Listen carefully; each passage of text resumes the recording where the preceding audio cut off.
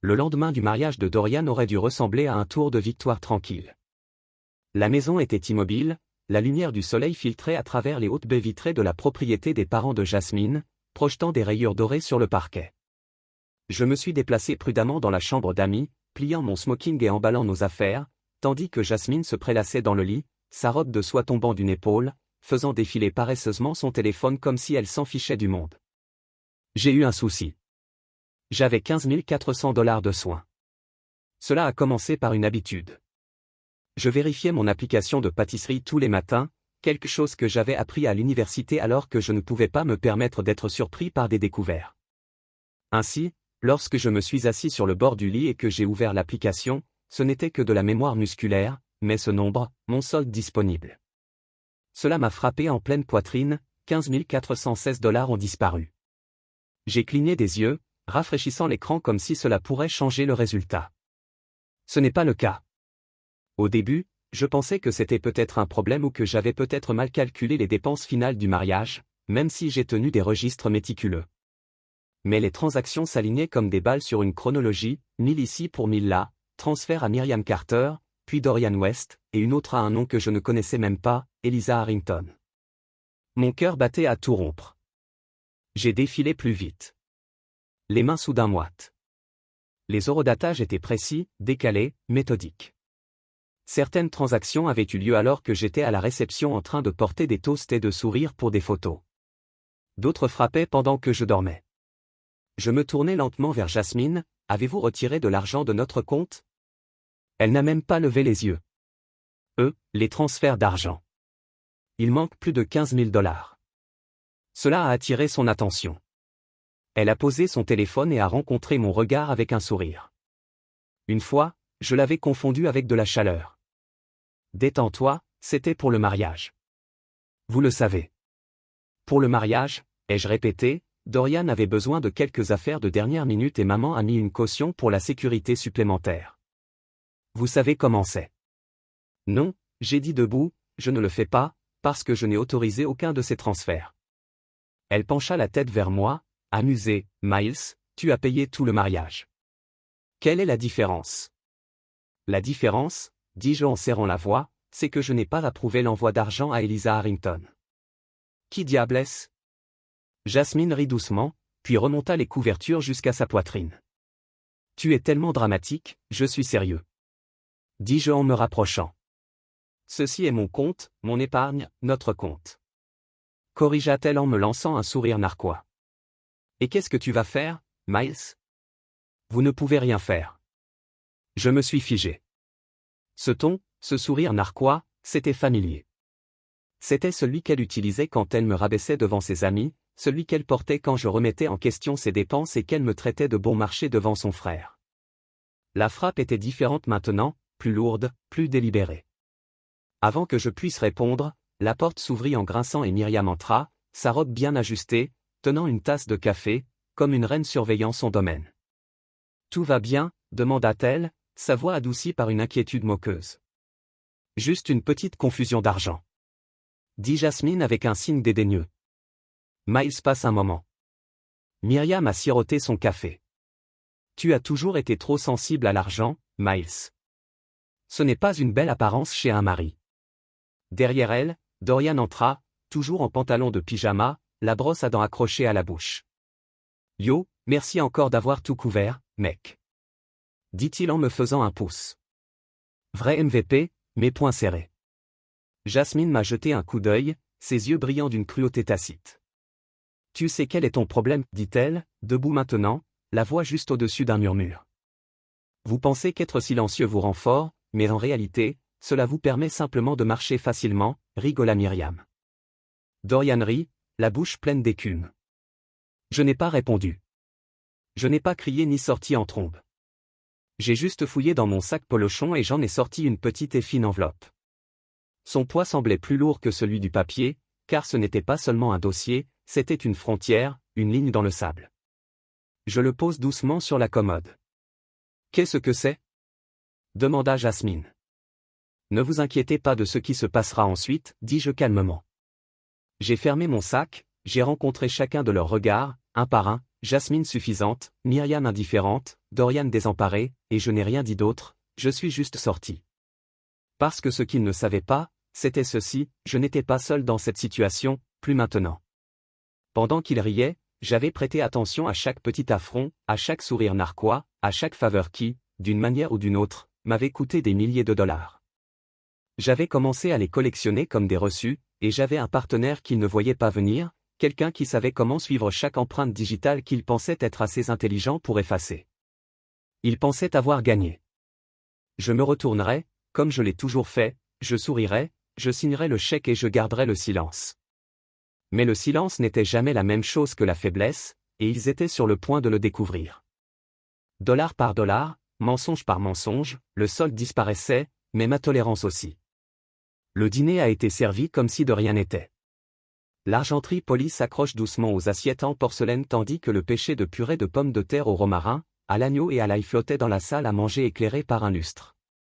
C'était le geste caractéristique de la famille de Jasmine, enterrer l'attention sous une couverture luxueuse, trahir avec du vin. Et ils étaient passés maîtres dans ce domaine.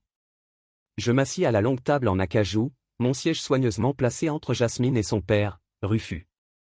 En face de moi, sa mère, Myriam, souriait comme une femme qui vient d'organiser un mariage parfait. Dorian, fraîchement rasé et suffisant comme toujours, leva son verre de vin. Un toast, dit-il en se levant à la famille. Qui s'est donné à la générosité, à la fraternité. Tout le monde a levé ses verres. Je n'ai pas bougé. Le vin resta intact devant moi. Jasmine m'a poussé avec ses lèvres de coude près de mon oreille. Ne rends pas ça bizarre. J'ai regardé droit devant moi, mes doigts traçant le bord de ma serviette. Je n'étais pas encore prêt. J'avais besoin de savoir à quel point la pourriture était profonde. Myriam m'a souri comme si de rien n'était. Vous avez vraiment fait vos preuves, Miles. J'ai dit à Jasmine, il n'est pas seulement fiable, il est sacrificiel. J'ai finalement levé les yeux. Vous pensez que c'est un compliment? Elle eut un petit rire. Oh chérie, tu vois ce que je veux dire. Rufus versa encore du vin dans mon verre avec la grâce d'un homme qui croyait encore organiser une fête. Vous êtes un homme bon, dit-il d'une voix un peu brouillée. Une race rare. C'est pour ça que Jasmine t'aime. J'ai jeté un coup d'œil à Jasmine. Elle ne me regardait pas, elle vérifiait à nouveau son téléphone. Alors dis-je en posant lentement ma serviette. Histoire drôle. J'ai parcouru mon compte hier soir. Le tintement s'est arrêté, j'ai trouvé des transferts intéressants, Myriam, Dorian et un troisième à quelqu'un nommé Eliza Harrington. Quelqu'un veut me dire qui elle est? L'air dans la pièce s'est resserré comme le fait un ballon juste avant d'éclater. Dorian sourit, détends-toi, mec, c'était juste des trucs de mariage. Je n'ai pas approuvé ces transferts, non, mais Jasmine l'a fait. Dit-il, comme si cela réglait le problème. J'ai regardé ma femme. Est-ce vrai? Elle a délibérément posé son téléphone. Vous réutilisez toujours vos mots de passe, Miles, et vous ne modifiez jamais votre adresse email de sauvegarde. En gros, vous nous avez remis la clé nous. Ce mot résonnait dans ma tête comme un coup de feu.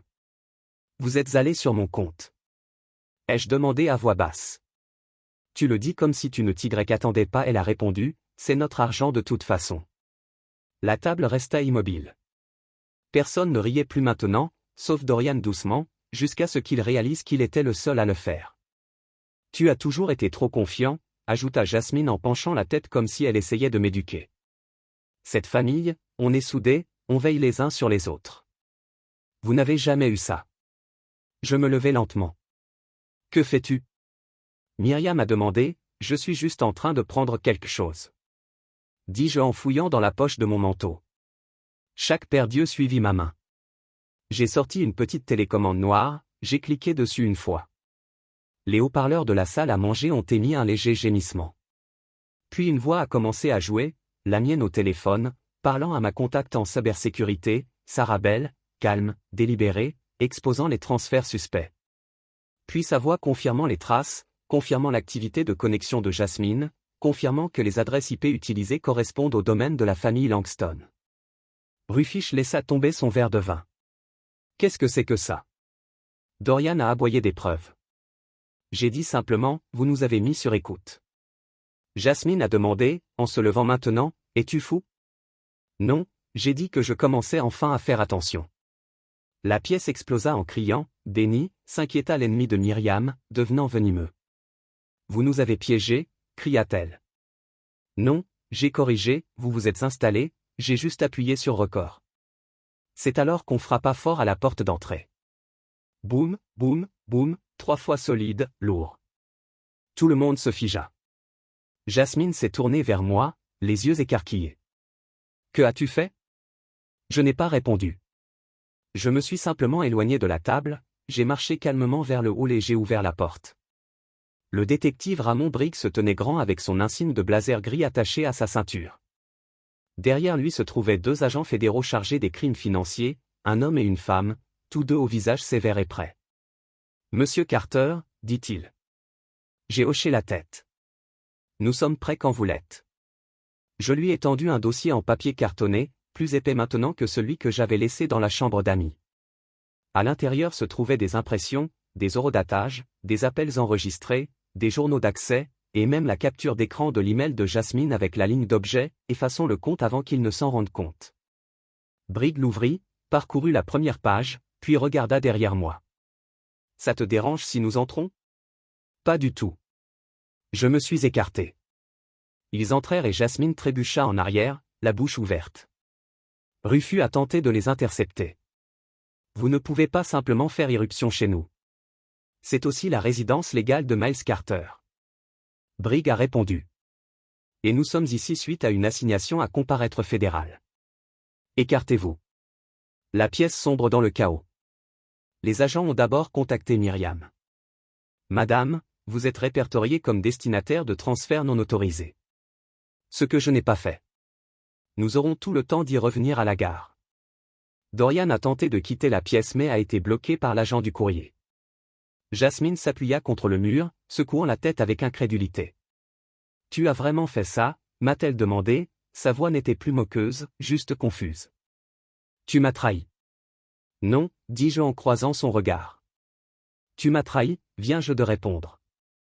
Pendant des années, j'ai laissé les choses glisser, écarté les subtilités, rationalisé le dépassement des limites financières, me suis convaincu que la loyauté signifiait sacrifice. Mais cette nuit-là, quelque chose a basculé. Il riait quand je posais des questions, se moquait de moi quand je voulais être honnête, et maintenant la blague était terminée parce qu'ils pensaient que j'étais seul, mais je ne l'étais pas, et ils étaient sur le point de découvrir à quel point une trahison peut être coûteuse. La porte d'entrée se referma derrière eux. Le bruit sourd d'autorité alors que l'inspecteur Ramon Briggs et les 2 agents fédéraux entraient complètement dans le domaine de Langston. Je me tenais à côté d'eux, regardant la couleur disparaître du visage de Jasmine, ses mains tremblant encore légèrement à ses côtés. La pièce qui bourdonnait autrefois de rire suffisant ressemblait désormais à un tombeau, l'air était chargé de tension, le silence pesait plus lourd que les mots. Monsieur Carter, dit le détective Briggs en désignant le dossier que je lui avais remis quelques instants plus tôt. C'est tout. J'ai répondu, chaque transaction, chaque connexion, chaque violation. Sarah Bell a aidé à le compiler. Elle est analyste agréée en cybersécurité et travaille avec la division des crimes financiers de Seattle. Il poussa un grognement d'approbation en feuilletant les premières pages. Derrière lui, les agents se déployèrent, se dirigeant vers la famille désormais paralysée assise à la table. Jasmine Carter, demanda l'un des agents. Jasmine tressaillit mais ne répondit pas. L'agent répéta plus fermement cette fois, Madame Carter, j'ai besoin que vous confirmiez votre identité. Moi, commença-t-elle, mais sa voix se brisa. C'est fou. Vous êtes répertorié sur plusieurs transactions financières signalées depuis le compte personnel de Monsieur Carter. L'agent a déclaré en sortant un cadenas imprimé. Des transferts non autorisés totalisant plus de 15 000 $. Nous avons des raisons probables de complot en vue de commettre une fraude financière. Jasmine prit une profonde inspiration et recula dans le coin près de la cheminée. C'était notre compte, nous sommes mariés. Expliquez ensuite le transfert à un tiers. Dis-je en m'avançant, Eliza Harrington. Elle n'a aucun lien avec nous, mais elle a reçu près de 3 000 $ de mon compte via un sous-compte fantôme que vous avez créé sur mon profil bancaire. Sa mâchoire s'ouvrit, se ferma. Elle regarda Myriam. Sa mère leva les 2 mains comme si elle venait d'être nommée dans une mauvaise main de poker. Ne me regarde pas, Jasmine. Je t'ai dit de ne pas utiliser son compte principal. Cela seul suffisait à l'agent Silva. Elle se tourna vers Brigg et lui fit un bref signe de tête. Nous les détenons pour un interrogatoire plus approfondi. Il a dit, Carter, nous allons bientôt demander une déposition officielle. Dorian frappa la table de la main. Vous plaisantez, j'espère? Nous ne sommes pas des criminels. C'est une affaire de famille. Alors pourquoi les transferts de drapeaux depuis un VPN situé en Indonésie sont-ils acheminés via votre adresse email? Lui ai-je demandé froidement. Sa bouche était grande ouverte. Tu as été négligent, Dorian, dis-je. Et tu m'as sous-estimé. L'agent Silva a ensuite rejoint Myriam. Madame Langston, éloignez-vous de la table, s'il vous plaît. Nous avons besoin que vous veniez avec nous. Pour quel motif? Elle s'est moquée. Je suis un membre respecté de cette communauté. Vous avez reçu 4200 $ provenant d'un compte signalé associé à des virements frauduleux. Silver a répondu, eh bien, discutez-en davantage au commissariat. Es-tu heureux maintenant? Jasmine siffla sa voix basse et pleine de venin. Tu nous as embarrassés chez nous, ta femme, ma femme, répétai-je en faisant un pas envers elle. Tu m'as ri au nez quand je t'ai montré le vol. Vous et toute votre famille m'avez traité comme un compte bancaire ambulant. Ne joue pas la carte de la femme maintenant. Est-ce que vous vous entendez au moins? Vous agissez comme une victime. Je suis une victime. J'ai crié, mais plus maintenant. L'inspecteur Brigg fit signe aux agents, allons-y. Les gens qui ont des preuves urgentes. Dorian fut le premier à tenter de résister. Vous n'avez aucun droit. Il a commencé mais s'est rapidement retrouvé avec une prise ferme du poignet et une récitation de ses droits. Myriam gémit alors qu'elle était escortée vers la porte d'entrée. Je dois appeler mon avocat. C'est du harcèlement. Je vais poursuivre chacun d'entre vous en justice. Vous pouvez essayer. Dit l'agent Silva sans même tourner la tête. Jasmine ne bougeait pas. Je n'y vais pas, dit-elle à Brigg. Vous n'avez pas le choix. Répondit-il catégoriquement. Je suis sa femme. Répéta-t-elle d'une voix cassante, désespérée. Maintenant, tout cela n'est qu'un malentendu. Je me suis détourné.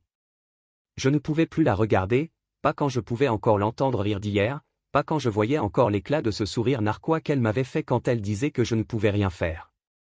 Les agents les ont fait sortir un par un. La maison de luxe, avec ses lustres dorés et ses chaises de salle à manger en velours, me parut soudain froide et creuse, dépouillée de toute sa grandeur.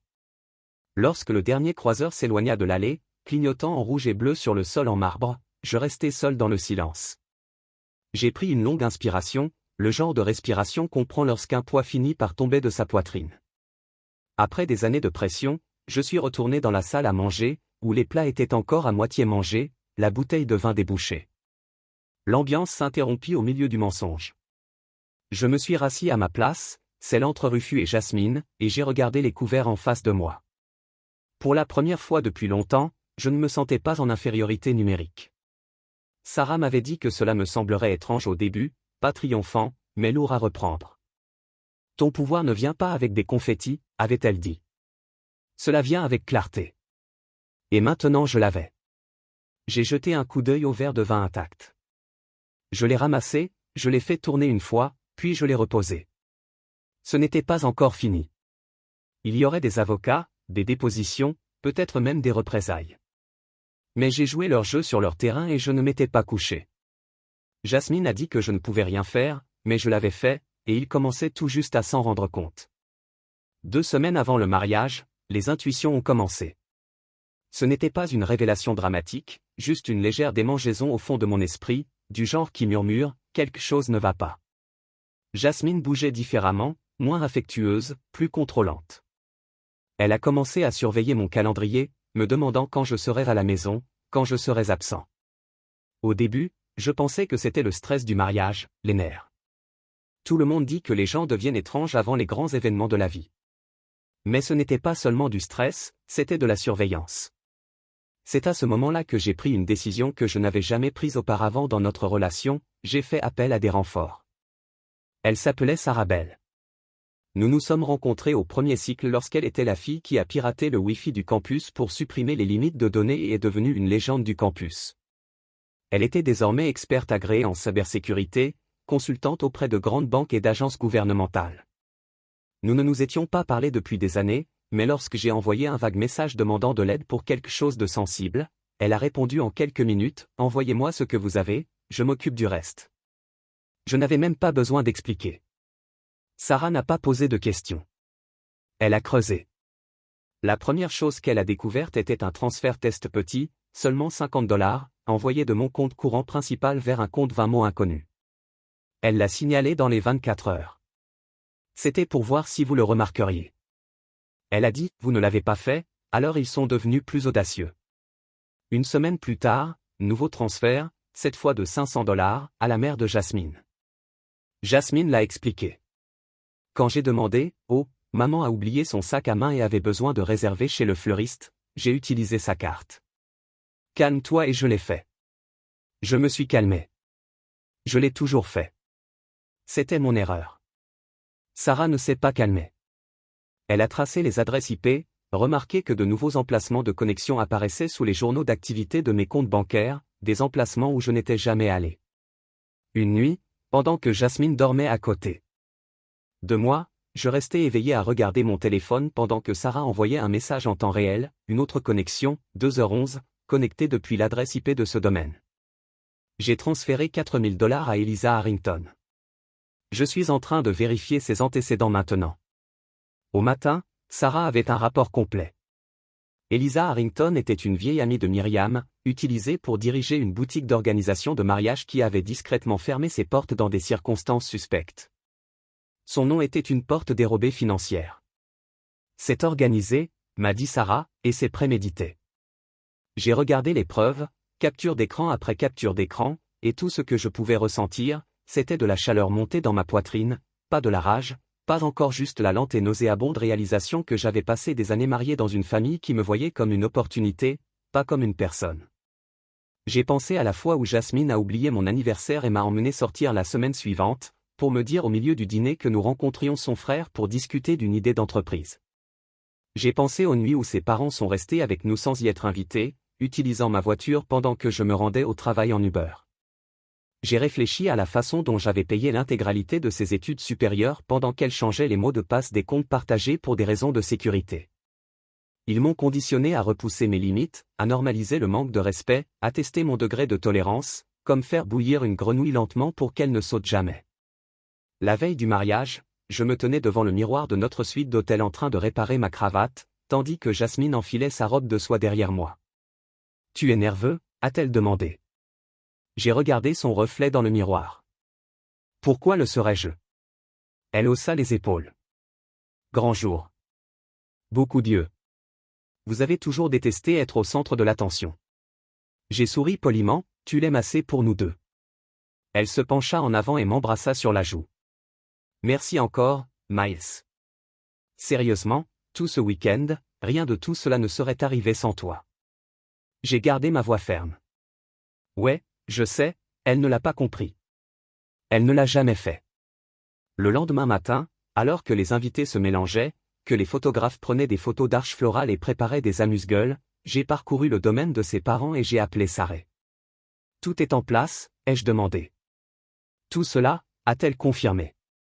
« Vos informations bancaires sont réinitialisées. L'authentification à 2 facteurs est à toute épreuve. Tous les transferts pertinents sont documentés, horodatés et sauvegardés dans 3 emplacements distincts. J'ai également préparé une copie physique au cas où les choses deviendraient dramatiques. » Ils le feront, j'ai dit, « Tu es sûr que tu veux en finir avec ça au mariage ?» a-t-elle demandé. « Non, répondis-je.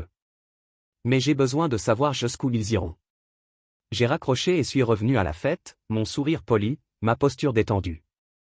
J'ai serré la main de gens qui ne se doutaient pas qu'ils étaient complices d'une arnaque. J'ai porté un toast à un couple que je n'ai pas respecté. J'ai posé pour des photos que je supprimerai plus tard, tout en gardant l'enveloppe dans la poche de mon manteau, mon dernier cadeau pour eux. Plus tard dans la soirée, une fois les invités partis et le quatuor à cordes emballé, j'ai regardé Jasmine trinquer avec sa mère, les yeux de Myriam pétillaient de fierté, comme si elle avait réussi le casse du siècle. C'est à ce moment-là que tout s'est cristallisé. Je n'étais pas seulement marié à Jasmine. J'étais empêtré dans une dynastie d'opportunistes, des gens qui mesuraient la loyauté à l'aune de ce qu'on pouvait donner avant de rompre. Et j'en avais assez donné. Je suis donc allé dans la chambre d'amis et j'ai récupéré l'enveloppe, scellée, étiquetée, j'ai attendu avec vérité. Cette nuit-là, je n'ai ni crié ni pleuré, je n'ai pas fait de scène. Je me suis assis près de l'îlot de la cuisine, mangeant tranquillement les restes du gâteau de mariage pendant qu'il riait dans la pièce voisine. Et à ce moment-là, je me suis fait une promesse, s'il vous voit comme un distributeur automatique, coupez le cordon, ne mendiez pas, ne prévenez pas, agissez simplement. Ce n'était pas une vengeance que je voulais, c'était de la clarté, c'était une clôture, et j'étais enfin prêt à livrer. Les deux détectives Briggs m'ont appelé le lendemain matin. Sa voix était toujours aussi mesurée, calme d'une manière qui suggérait qu'il avait vu des gens essayer de mentir pour se sortir du pire. Mais il y avait une nette note d'intérêt lorsqu'il a déclaré « Nous les accueillons aujourd'hui.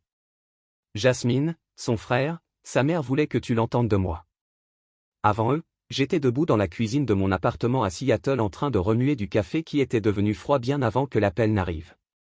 La ville devant ma fenêtre bougeait comme si de rien n'était, les voitures bourdonnaient, les gens se précipitaient au travail, le même soleil se levant sur un nouveau jour. Mais à l'intérieur, tout semblait différent. J'avais vu la séquence vidéo du domaine. Le chaos après que Briggs ait franchi la porte d'entrée, la panique de Jasmine, la rage de Myriam, Dorian essayant de bluffer pour se sortir des menottes. Rien de tout cela ne m'a surpris. Ils avaient construit leur vie sur l'illusion et pour la première fois, quelqu'un leur avait tendu un miroir dont ils ne pouvaient se détourner. Plus tard dans l'après-midi, j'ai reçu le rapport de Briggs. Myriam a affirmé son ignorance, jurant qu'elle n'avait aucune idée que l'argent qu'elle recevait provenait de mon compte. Dorian a essayé de rejeter entièrement la faute sur Jasmine, agissant comme un spectateur désemparé entraîné dans le désordre de sa sœur. Il s'est même qualifié de naïf financièrement, comme si les costumes sur mesure et les portefeuilles cryptographiques offshore ne criaient pas une toute autre histoire. Mais Jasmine n'a pas bronché. Elle a dit, et je cite, « Briggs m'a dit qu'il était mon mari, son argent est à moi. Quel est le problème ?» Il fit une pause, comme si la licence de mariage lui donnait un laissez-passer gratuit pour vider vos comptes. J'ai fermé les yeux en expirant par le nez. Alors elle ne le nie pas ? Pas du tout. Dit-il. Elle double la mise. Ça ne m'a pas choqué. Jasmine avait toujours utilisé le droit comme une arme. Elle pouvait sourire gentiment tout en poignardant une pointe si fort que vous ne vous rendiez pas compte que vous saigniez avant de vous lever. Et elle y était douée. Bon sang, même moi, j'ai cru pendant un moment que peut-être que son accès à mes finances n'était pas un vol, mais un mariage. Que peut-être que la laisser utiliser ma carte pour l'anniversaire de ses parents n'était pas de l'exploitation, c'était de la générosité, que le déséquilibre était simplement la façon dont les choses fonctionnaient entre les hommes et les femmes dans une relation. Mais pas plus. Sera-t-elle inculpée ? J'ai demandé, c'est en construction. Bic a déclaré, la piste numérique est solide et la documentation de Sarah est hermétique. Plus il parle, plus nous détectons des contradictions. Mais les preuves à elles seules suffisent déjà à rendre cela criminel. Je m'appuyais contre le comptoir et regardais mes mains. Ils n'ont pas tremblé, plus maintenant. Après l'appel, je suis allé me promener. Je ne savais pas où j'allais tout à l'heure. J'avais besoin d'espace avec le poids de tout cela, la trahison, les souvenirs. Je me suis retrouvé à l'Arboretum, l'un de mes endroits préférés de la ville, où les arbres semblaient assez vieux pour garder des secrets et où les sentiers sinueux offraient plus de paix que jamais. Je me suis assis sur un banc près de l'étang de Carp Cay et j'ai regardé l'eau onduler selon des motifs paresseux. Mon buzz téléphonique, encore un appel d'un numéro inconnu. J'ai regardé l'écran pendant un long moment avant de répondre bonjour. Il y eut d'abord un silence. Puis la voix de Jasmine, basse et sèche, je tiens. Elle a dit qu'ils m'ont appelé. Je n'ai rien dit. Je laisse le silence. Parle pour moi. Ils essaient d'en faire quelque chose. Ce n'est pas le cas, dit-elle, son ton passant de la défensive à l'indignation. Ce n'est pas une fraude, Miles, nous sommes mariés. J'ai finalement répondu. Tu continues à dire ça comme si c'était une défense. C'est non, dis-je calmement, c'est un détail. Le mariage n'efface pas le consentement. Cela ne vous immunise pas contre les conséquences. Tu vas vraiment faire ça. Elle a crié, après tout ce que je t'ai donné. J'ai ri une fois, un son amer et essoufflé. Ce que tu m'as donné. Je vous ai donné accès à mon monde, ma famille, mon réseau. Tu ne serais pas là où tu es sans moi et tu ne serais pas dans une cellule sans moi, dis-je froidement. La ligne est devenue silencieuse. Vous vous êtes moqué de moi. J'ai ajouté directement à mon visage quand j'ai demandé où était passé l'argent. Comme si j'étais stupide, comme si j'étais impuissant. Je t'ai dit de ne pas t'inquiéter de la suite. Maintenant tu le découvres, espèce de salaud vindicatif. Murmura-t-elle. Non, j'ai dit la voix. Même moi, je suis l'homme que tu as sous-estimé. Puis j'ai mis fin à l'appel. Je suis resté assis longtemps, le téléphone sur mes genoux, à regarder les quoi nager en cercle calme, leur queue fendant l'eau, comme si rien au monde ne pourrait jamais perturber leur rythme. Je me demandais ce que ce serait de vivre ainsi, sans être dérangé, libre, sans peur de la trahison. De retour à la maison, j'ai ouvert l'application de messagerie. Mon pouce a survolé son contact avant de passer à un nouveau brouillon. J'ai tapé seulement 2 mots et j'ai appuyé sur envoyer. Vous avez ri, c'était tout. Je n'avais pas besoin de me venger, je n'avais pas besoin de crier, je n'avais même pas besoin d'excuses. J'avais juste besoin de lui rappeler que dans son monde, le rire signifiait domination, la moquerie signifiait contrôle. Mais maintenant, le silence laissé par la justice était plus fort que tout ce qu'elle pouvait rejeter. Il pensait pouvoir me voler à l'aveugle et l'ignorer comme une faveur familiale. Mais la loi ne voyait pas la famille. Il a vu des faits, accès non autorisé, intention de frauder, identité, manipulation. Et les faits faisaient finalement ce que je n'avais pas été autorisé à faire dans cette maison. Parlent pour eux-mêmes. C'était un jeudi pluvieux lorsque Malik a appelé. Je venais de sortir de mon immeuble de bureau, le genre de bruine grise de Seattle qui imprégnait votre col, quelle que soit la vitesse à laquelle vous marchiez. L'appel est arrivé alors que je me suis caché sous l'auvent d'un arrêt de bus et j'ai failli ne pas répondre. Ce numéro ne m'était pas familier et ma tolérance aux surprises avait chuté depuis l'arrestation de Jasmine. Mais quelque chose m'a fait sweeper, bonjour, une pause alors, Miles, c'est Malik, le cousin de Jasmine. J'ai reculé juste pour m'assurer d'avoir bien entendu. Malik. Ouais, écoute, mec, je sais que je suis probablement la dernière personne que tu veux entendre en ce moment, mais je ne savais pas. Je jure que je n'ai rien dit. En attendant, je voulais juste parler. Pouvons-nous nous rencontrer dans un endroit neutre? Je ne veux rien, je pense juste que tu dois savoir quelque chose. J'ai accepté de le rencontrer dans un café du Sixth à Olive, suffisamment proche du centre-ville pour que je me sente ancré, mais suffisamment public pour ne pas me sentir enfermé. Quand je suis entré, il était déjà assis, un sweat à capuche tachetée de pluie enfilé sur sa tête, les mains autour d'une tasse qui était devenue froide depuis longtemps. Il se leva à mon approche. Et, merci d'être venu. J'ai hoché la tête et je me suis assis. Malik avait l'air fatigué, pas physiquement, mais le genre de fatigue qui vient du fait de se rendre compte trop tard que l'on a été complice du silence. Ses yeux se tournèrent vers les miens puis s'éloignèrent. Je ne savais pas que c'était comme ça, commença-t-il. Je veux dire, je savais que Jasmine pouvait être extra et tante Myriam a toujours pensé qu'elle était au-dessus des lois, mais je ne savais pas qu'il te volait. Vous n'avez jamais remarqué les cadeaux soudains, le mariage, les dépôts de la maison. J'ai demandé. Il déglutit. Je n'ai pas posé de questions, j'ai juste supposé qu'ils obtenaient enfin de l'argent d'un endroit légitime. Jasmine parlait toujours de toi comme si tu étais un coup de chance. Ma mâchoire se serra, un coup de chance. Il leva rapidement les yeux. Je ne le pense pas comme ça. Juste, elle disait que tu étais fiable, facile à faire confiance. Il n'a pas dit que c'était facile à exploiter, mais il n'était pas obligé de le faire. J'ai tendu la main. Malik a continué parce que j'ai déjà vu cela arriver à son dernier fiancé. Cela m'a fait me redresser. Elle était fiancée auparavant. Ouais, de retour à Atlanta. Elle ne vous l'a pas dit. Non, il s'appelait Derek, un gars tranquille. Il possédait une chaîne de magasins de pneus. Rien de tape à accent grave-l'œil mais cohérent. En 6 mois, il payait un nouveau condo pour Myriam, louait une voiture au nom de Jasmine, couvrait une dette rattrapée pour Dorian. Puis parti. Comment vient de disparaître, a déménagé dans une autre ville, a changé de numéro. Je l'ai croisé une fois dans une station-service il y a 3 ans. Il ressemblait à quelqu'un qui avait vécu l'enfer. Je me suis penché en avant. A-t-il porté plainte? Non, il a dit qu'il voulait juste s'en aller, qu'il ne voulait pas de drame, que c'était de sa faute s'il était tombé amoureux d'elle. Je pensais qu'il était amer. Maintenant, C'est mieux.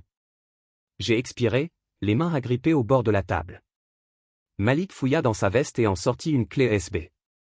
Je garde ça, pas exactement pour cette raison, mais il contient d'anciens emails, des messages de groupe, des blagues qu'ils envoyaient sur la vidange du puits avant que la pompe ne tombe en panne. C'est dégoûtant. Je ne l'ai pas vu clairement, alors tu les as gardés. J'avais peur, mais plus maintenant. J'ai pris la clé USB et l'ai glissée dans la poche de mon manteau. Vous n'êtes pas seul dans ce cas. Mileski a dit que je pouvais témoigner si l'affaire allait au tribunal. Je sais ce qu'ils ont fait. J'ai vu le modèle. J'aurais dû parler plus tôt. Je l'ai regardé pendant un moment. C'était difficile de savoir si je devais le croire, mais la culpabilité sur son visage ne semblait pas répétée. Pourquoi maintenant, ai-je demandé? Parce que j'ai vu la nouvelle, parce que j'ai vu ton visage quand elle était menottée et parce que je ne pouvais pas laisser ça continuer. Il se leva pour partir mais fit une pause. Il ne draine pas seulement votre argent, il draine également votre estime de soi. Ne les laissez pas. Il est sorti, me laissant assis là. La pluie maintenant. Un battement de tambour régulier sur l'auvent au-dessus. Je suis allé directement à l'appartement de Sarah. Elle avait transformé sa chambre d'amis en salle de guerre pour cette affaire, tableau blanc, impression, clé USB, ordinateur portable sécurisé bourdonnant de sauvegarde cryptée. Quand je lui ai tendu la clé USB, ses yeux se sont illuminés. Si c'est ce que je pense, l'affaire a pris beaucoup d'ampleur. C'est un modèle, dis-je doucement. Ce n'était pas seulement moi. Sarah l'a branché et en quelques secondes, l'écran s'est allumé avec des années d'empreintes numériques, chaînes de courrier électronique, mémos financiers, noms des victimes abandonnées, références informelles à l'argent passant du compte d'un homme à un autre. Ce n'est pas une trahison, dit-elle. C'est une entreprise familiale et je n'étais que le dernier investisseur. Mais contrairement aux autres, je ne disparaissais pas tranquillement. J'avais une voix, un témoin et maintenant un modèle. Je n'étais pas l'idiot qu'il pensait. J'étais la fin qu'il n'avait pas vu venir. Le premier article est sorti un mardi matin. J'étais assis à mon bureau, répondant à des courriels, essayant de reconstituer ce à quoi je ressemblais normalement. Lorsque Sarah a transmis le lien avec un message d'un seul mot, boum. J'ai cliqué. Un mariage familial déclenche une enquête pour fraude financière, un homme de Seattle porte plainte contre sa belle-famille. Le titre s'étendait en haut de l'écran, audacieux comme un projecteur. En dessous, une photo du mariage, Jasmine souriante dans une robe blanche à sequins, Dorian levant un verre et moi sur le côté, à moitié souriante, déjà à moitié consciente. L'article était clair, d'un ton neutre, mais les faits frappaient comme le tonnerre, transfert non autorisé, abus de confiance entre époux, membres de la famille faisant l'objet d'une enquête. Ils ont même cité Brick. Cette affaire met en évidence l'importance du consentement numérique et le potentiel d'abus financiers au sein des structures familiales. En quelques heures, mon téléphone s'est mis à sonner, SMS, email, appels manqués provenant de numéros que je ne reconnaissais pas. J'en ai ignoré la plupart. Les gens qui comptaient connaissaient déjà la vérité. Ceux qui ne l'ont pas fait n'ont jamais demandé quand le mal était fait, seulement quand cela devenait gênant. Mais les dominos ne se sont pas arrêtés au gros titre. À midi, Rufus avait été suspendu de son cabinet de conseil. Il s'avère que quelqu'un a dû transmettre l'article à ses partenaires. Être mentionné dans une enquête fédérale sur la fraude ne convient pas aux entreprises clientes haut de gamme, surtout pas lorsque vous êtes un conseiller en fiducie. Mercredi, la banque de Dorian avait gelé ses comptes dans l'attente d'une enquête. Selon Sarah, ils avaient signalé plusieurs transferts suspects liés à d'autres noms de victimes possibles, Malik l'a confirmé lors de sa préparation à son témoignage. Jeudi, l'employeur de Jasmine, une prestigieuse agence de marketing. Elle a défilé devant moi comme un trophée, annoncé tranquillement lors de la séparation des chemins. Sa biographie a disparu de leur site web. Je ne me réjouissais pas, je n'en avais pas besoin. Ils se sont défaits tout seuls. Et moi, je suis resté silencieux, je n'ai pas posté, je n'ai commenté sur aucun forum, je n'ai pas donné d'interview, même si 2 journalistes locaux m'ont contacté. Sarah a conseillé, je garde la tête baissée pour l'instant. Laissons la vérité faire son propre écho, dit-elle. Au lieu de cela, j'ai travaillé, j'ai mieux mangé, j'ai encore fait du jogging le matin. Mon appartement, autrefois un refuge temporaire après l'effondrement de mon mariage, commençait désormais à ressembler à mon espace, des lignes épurées, des soirées calmes, sans hésitation, à chaque achat, aucune explication sur la raison pour laquelle j'avais verrouillé mon ordinateur portable. Un soir, Sarah a appelé juste pour vérifier. Vous tenez le coup, je le suis. Vous savez, vous venez de déclencher un effet domino. À droite, je suis sorti sur mon balcon, les lumières de la ville clignotant comme des sentinelles silencieuses en dessous de moi. Bien, dis-je. Ils étaient attendus depuis longtemps pour l'automne. Il y eut une pause. Puis sa voix s'adoucit. Tu as bien fait, Miles. La plupart des gens l'auraient avalé et auraient laissé la honte gagner. J'ai failli le faire, mais pas toi. Cette nuit-là, j'ai sorti l'album de mariage de ma bibliothèque. Jasmine avait insisté pour une édition à couverture rigide avec des lettres dorées en relief et des pages épaisses et brillantes. Je l'ai feuilleté lentement, laissant chaque image parler, pas seulement ce qui était montré mais ce qui était caché. Là, nous posions devant une fontaine de marbre. Elle avait l'air radieuse, soignée à la perfection. J'avais l'air fatigué, souriant par devoir, pas par joie. Avec le recul, ce n'était pas l'amour qui me retenait là, c'était la survie, la peur de recommencer, de me tromper sur quelqu'un en qui je m'étais si durement battu pour croire. Vers le dos de l'album, niché derrière un pli, se trouvait une photo que je ne me souvenais pas avoir vue devant moi, debout seul près de la tente de restauration, regardant vers la maison principale, les mains dans les poches, à moitié détourné de la foule. Je l'ai regardé longtemps. C'était l'homme qu'il pensait aveugle. C'était l'homme qu'il pensait pouvoir épuiser. Mais il ne savait pas à quoi ressemblait la résilience. Les jours suivants apportèrent encore plus de mouvement. D'autres hommes ont commencé à nous contacter, certains de manière anonyme, d'autres via la page de contact de Sarah, un d'Atlanta, un de Sacramento, un de Houston. Tous avec des histoires étrangement similaires, bombardements amoureux, finances partagées, dettes soudaines, économies évaporées. Ils l'ont tous décrit de la même façon, charmante, convaincante, calculée. Je n'étais pas un hasard, j'étais un modèle. Chaque histoire m'a fait me sentir moins isolé. Chacun ajoutait du poids à l'affaire. Sarah a compilé leurs relevés, croisé l'activité du compte et a tout transmis à Brig. L'enquête s'est développée tranquillement, en coulisses. Un soir, après m'être déconnecté du travail, je me suis dirigé vers un bar voisin, un de ces endroits calmes avec un éclairage tamisé et du jazz en arrière-plan. Je me suis assis au comptoir, j'ai commandé un whisky et j'ai juste respiré. C'est alors que quelqu'un s'est glissé sur le tabouret à côté de moi. J'ai vu ton visage dans le journal. La femme a dit, toi, le gars avec la belle famille folle. J'ai souri mais je n'ai pas répondu. Elle leva son verre à la survie. Elle a porté un toast. J'ai relevé le mien pour ne pas laisser les gens réécrire votre histoire. Alors que je rentrais chez moi ce soir-là, quelque chose en moi s'est installé, pas terminé, mais stabilisé. Il m'avait pris beaucoup de choses, mon argent, mon temps, ma confiance. Mais ils n'ont pas compris ma voix, ils n'ont pas compris ma vérité. Et maintenant, avec chaque article, chaque gel d'avoir, chaque offre d'emploi restée sans réponse, je me suis rappelé d'une vérité puissante, le silence protège l'agresseur. Mais pas cette fois, plus maintenant. Les journées d'audience ont un rythme étrange. Il y a de l'attention dans l'air, des costumes rigides, des néons bourdonnants, des gens qui arpentent les couloirs avec leur téléphone serré contre leurs joues, tout le monde fait semblant de ne pas être nerveux. Mais je pouvais le sentir sous la surface. La façon dont Jasmine n'a pas croisé mon regard à travers la salle d'audience, la façon dont Myriam n'arrêtait pas de chuchoter à son avocat comme si elle essayait d'écrire le résultat, la façon dont Dorian s'est tellement agité que l'huissier lui a finalement jeté un coup d'œil, c'est à ce moment-là que tout est apparu au grand jour. Jasmine est entrée dans la salle d'audience ce matin-là dans un chemisier crème et une jupe noire ajustée, comme si elle pensait que s'habiller professionnellement réparerait les dégâts. Son maquillage était impeccable, du rouge à lèvres, des boucles pointues, épinglées juste assez pour encadrer son visage comme une innocence. Mais ses yeux ne brillaient pas. Il n'y avait pas de sourire narquois, pas d'inclinaison suffisante du menton, juste le silence. Elle a plaidé non coupable. Bien sûr qu'elle l'a fait. La défense s'est penchée dans l'angle. J'avais prévu l'accès du conjoint, qu'elle avait le droit d'accéder aux finances, que je n'avais jamais dit explicitement non, que nous étions partenaires et que l'argent qu'elle déplaçait était pour le bénéfice de la famille.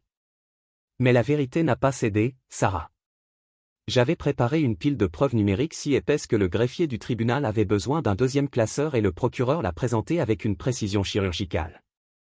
Il y a d'abord eu les échanges de courriels entre Jasmine et sa mère discutant de la façon de vider le compte commun avant que Miles ne devienne curieux. Le jury a vu les lignes d'objet. Ils lisent les horodatages. Ils ont vu les mots de Jasmine dans sa propre signature numérique. Il est trop passif pour le remarquer. Nous devons juste agir vite. Puis sont venus les SMS, Jasmine envoyant un message à Dorian, s'il demande, dites que c'était les dépenses du mariage. Il ne vous défiera pas si vous êtes confiant. Un autre à Eliza Harrington, merci d'être le tampon.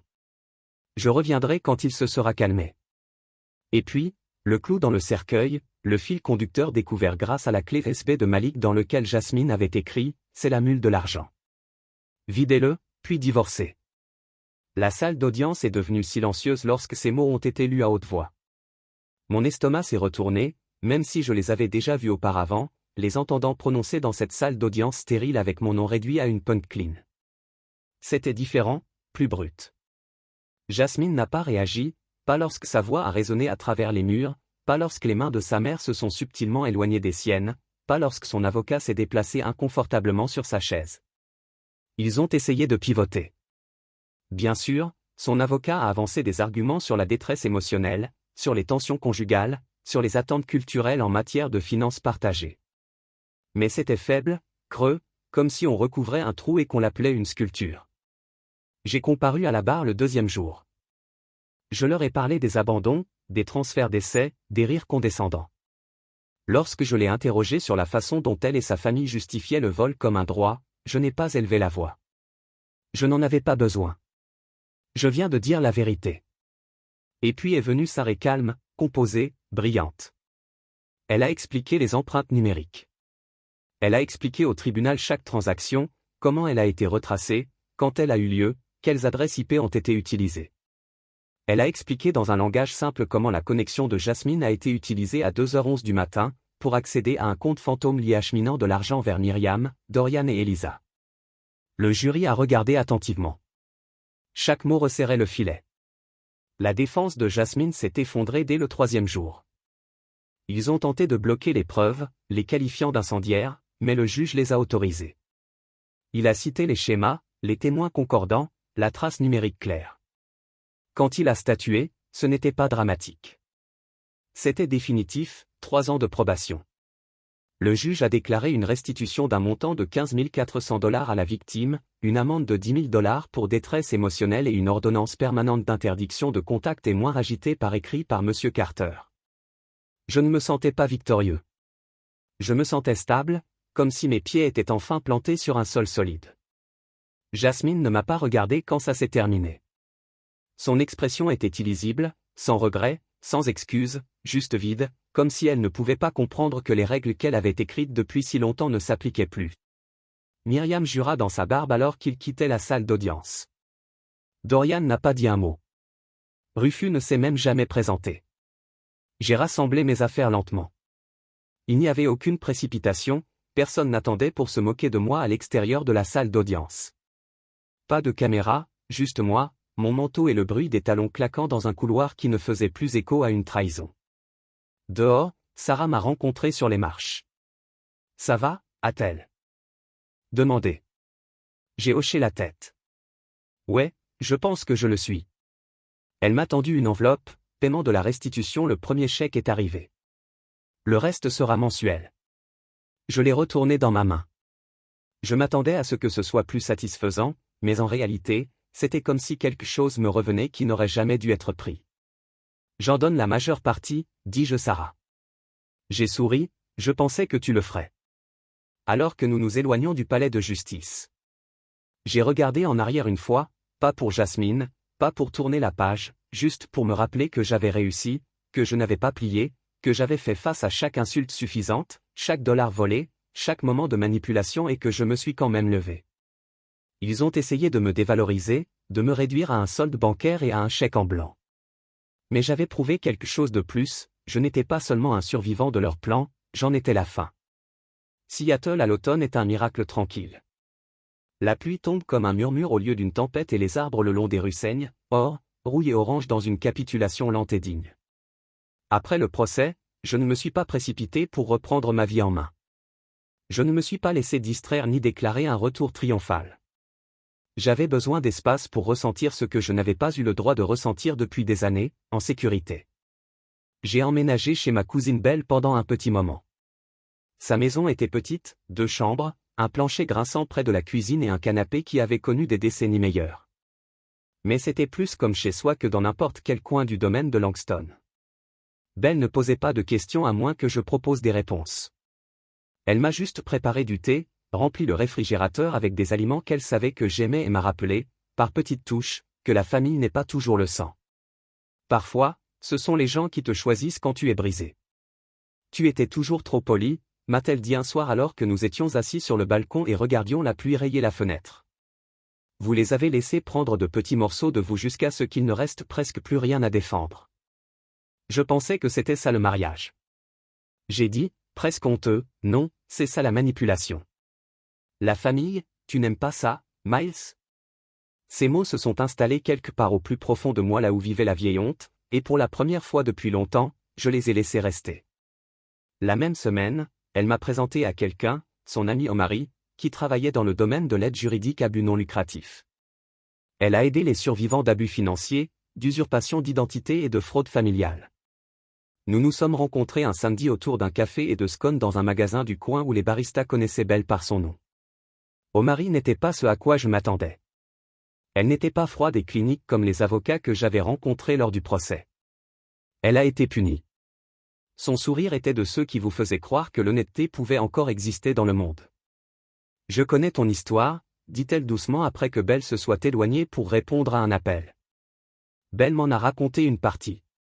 Je suis désolé que tu aies dû vivre ça. Je ne suis pas, dis-je, me surprendre moi-même. Elle pencha la tête. Non, non, répétai-je, parce que ça a arraché le masque. Cela a tout brûlé, bien sûr, mais cela m'a laissé la clarté. C'est quelque chose dont je n'avais pas réalisé que j'avais besoin. Omari hocha la tête puis sirota son thé. Vous seriez surpris du nombre d'hommes qui ne se manifestent pas. L'exploitation financière ne se soucie pas du sexe, mais la honte frappe différemment. Je n'avais même pas les mots pour ça, je l'avoue. Je pensais juste que j'étais généreux, que j'étais un bon partenaire. Puis un jour, je me réveille et réalise que j'ai été utilisé puis blâmé quand tu n'aimais pas ça. Cela a frappé plus fort que prévu. Nous avons parlé pendant des heures des limites, des signaux d'alarme, de la manière dont le silence devient son propre complice lorsque l'on continue de donner aux gens le bénéfice du doute. Elle m'a parlé de clients qui avaient tout perdu, maison d'épargne, garde d'enfants parce qu'ils n'avaient pas riposté, non pas parce qu'ils étaient faibles, mais parce qu'ils avaient été conditionnés à considérer le sacrifice comme de l'amour. Avant de partir, elle m'a remis un dépliant, Financial Abuse Support Network. Je pense que votre voix pourrait aider les autres, a-t-elle dit, en particulier les hommes qui ont l'impression de ne pas pouvoir parler. J'ai gardé ce dépliant sur ma table de nuit pendant des jours, juste à le regarder, non pas parce que je n'étais pas prêt à aider, mais parce que j'étais enfin prêt à être honnête sur à quel point j'avais été blessé. Un soir, je me suis retrouvé à arpenter le salon. Je ne pouvais pas dormir. Mon esprit revenait sans cesse à Jasmine, non pas par envie ou par tristesse, mais par curiosité. Qui est-elle maintenant? À quoi ressemblaient ses journées? Est-ce qu'elle a manqué l'accès à ma vie ou simplement la commodité de mon argent? Je ne le saurais jamais. Et c'était l'essentiel. Je me suis assis et j'ai écrit dans mon journal quelque chose que je n'avais pas fait depuis des années. Ils n'ont pas seulement volé de l'argent, ils ont volé mon miroir. Ils m'ont fait douter de ce que je valais. Mais je le vois maintenant. Je n'ai jamais été leur victime. J'étais leur investissement, et quand le retour s'est tari, ils ont décidé d'encaisser, mais j'ai gardé les reçus. J'ai dit la vérité et ça n'avait pas de prix. Les jours se sont transformés en semaines. J'ai reçu une offre d'une entreprise de Portland, quelque chose de nouveau et de prometteur. Je n'étais pas encore sûr de le prendre, mais pour une fois, j'avais des choix qui n'appartenaient qu'à moi. Omari et moi avons continué à parler.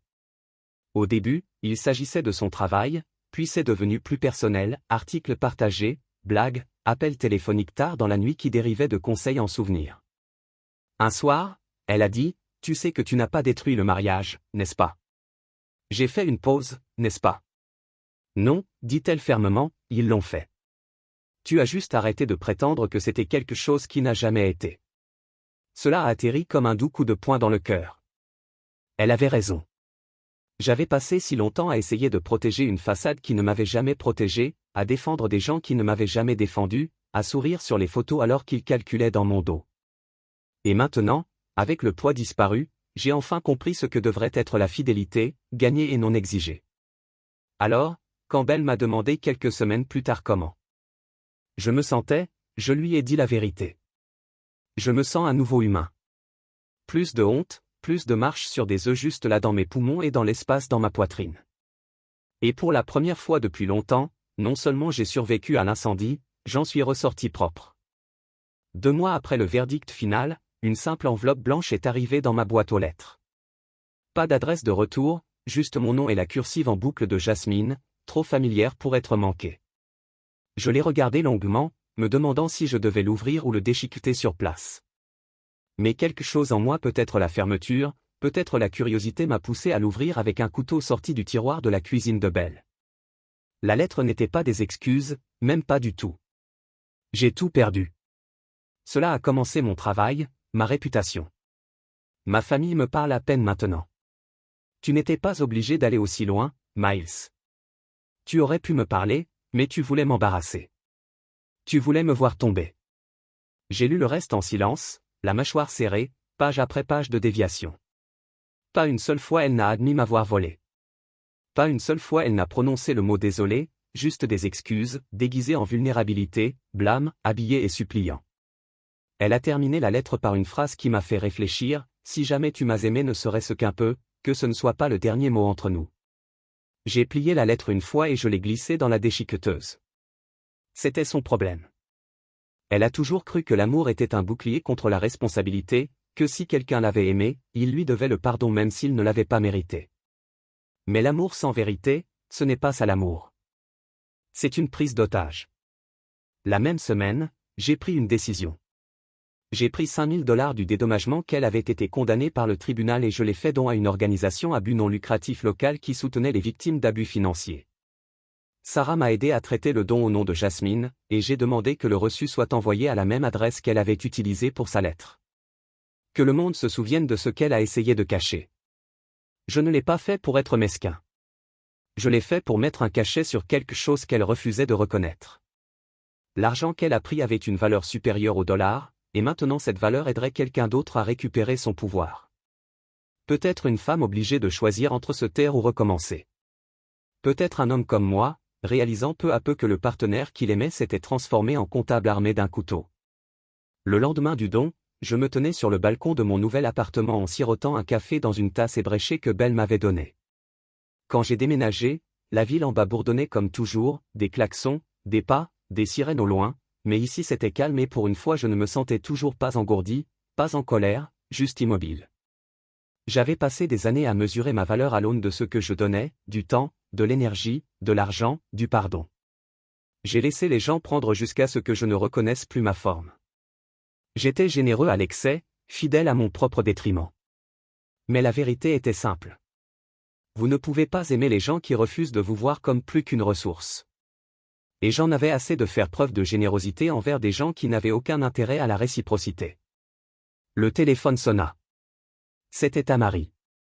Vous avez l'air détendu, dit-elle dès que j'ai décroché.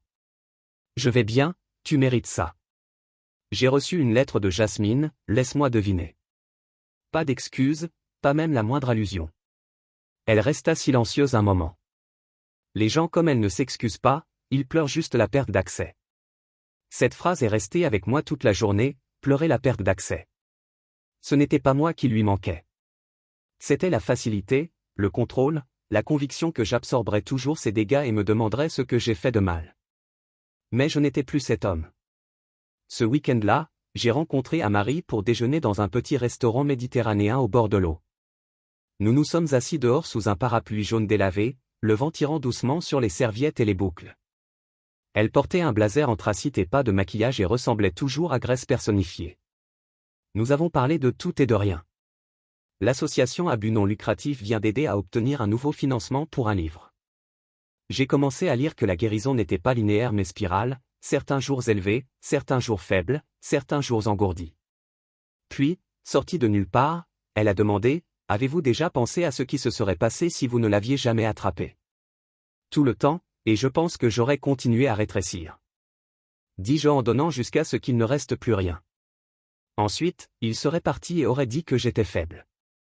Omari a tendu la main par-dessus la table et m'a légèrement touché la main, mais tu ne l'as pas fait. Vous l'avez attrapé, vous l'avez transformé. Cela compte. C'est vrai, parce que je n'ai pas seulement survécu à une arnaque. J'ai réécrit la fin plus tard dans la soirée, alors que je me brossais les dents. J'ai vu mon reflet dans le miroir pour la première fois depuis des années. Je n'ai pas bronché devant l'homme qui me regardait. Pas de creux dans les yeux, pas d'oppression dans la mâchoire. Juste moi, Miles Carter Hall. Encore une fois, mon téléphone a sonné sur le comptoir. Une alerte, la famille Langston fait face à une action civile de la part de la deuxième victime dans une affaire de fraude financière. J'ai ri. Jasmine avait ouvert une porte et maintenant elle ne pouvait plus la fermer. Un à un, les gens qu'elle avait oubliés retrouvaient leur voix. Malik avait témoigné, Derek d'Atlanta s'était manifesté et d'autres le feraient aussi. La vérité a des jambes. Belle disait toujours qu'il marchait quand il était prêt, et maintenant il courait. Alors que j'éteignais les lumières et me glissais dans mon lit, j'ai laissé le silence m'envelopper, ni lourd, ni creux, juste paisible. Ils ont pris mon argent, mais j'ai repris ma voix, et ça n'avait pas de prix.